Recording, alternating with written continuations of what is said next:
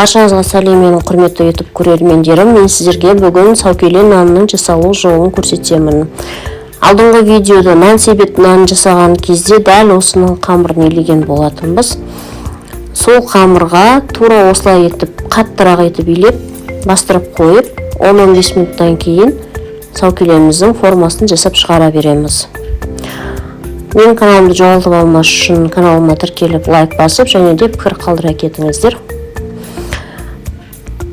Енді саукеленің қамырын жайған кезде кішкене жұқарақ етіп жаюымыз керек. Алдыңғы нан себет нан жайған кезде кішкене 3-4 см қалыңдау етіп жайған болсақ, себебі оның ішіне біз зат салатын болғандықтан ол майысып кетеді. Ал саукеле нанын кішкене жұқарақ қылып жаямыз. Қамырды формаға орналастырған кезде қолмен міндетті түрде осылай жай салмақпен басып шығамыз. Егер де бастырмай жай ғана орай салып пісіретін болсақ, онда қамыр піскен кезде созылады дағыны, саукелеміздің формасы дұрыс шықпай қалады. Сол себепті осылай әбден формаға жабысқанша қолымызбен бастырамыз. Және форманы міндетті түрде фольгамен орап, майлап алу керек. Сол кезде піскен кезде саукелеміз жылдамырақ алынатын болады.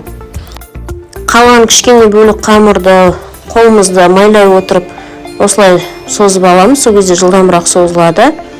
Және де өріп саукеленің шетін әдемілеп сәндейміз.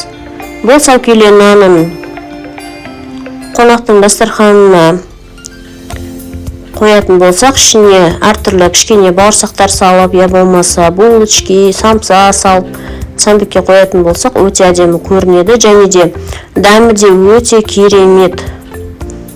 Піскен кезде өте тәтті болып шығады. Және тапсырысқа да дайындасаңыздар өкінбейсіздер.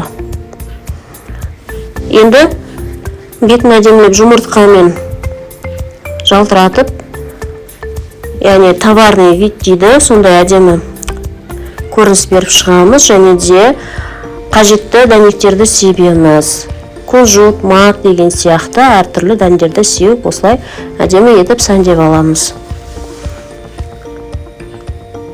Міне піскен саукеле осындай болып шықты. Өте керемет, әдемі көрінеді. Дастарханның сәні. Және де мен бұны бауырсақпен толтырып қойдым. Жасап көріңіздер. Тапсырысқа жасап жатқан болсаңыздар, Алла нәтижесін берсін сіздерге. Қош сау болыңыздар.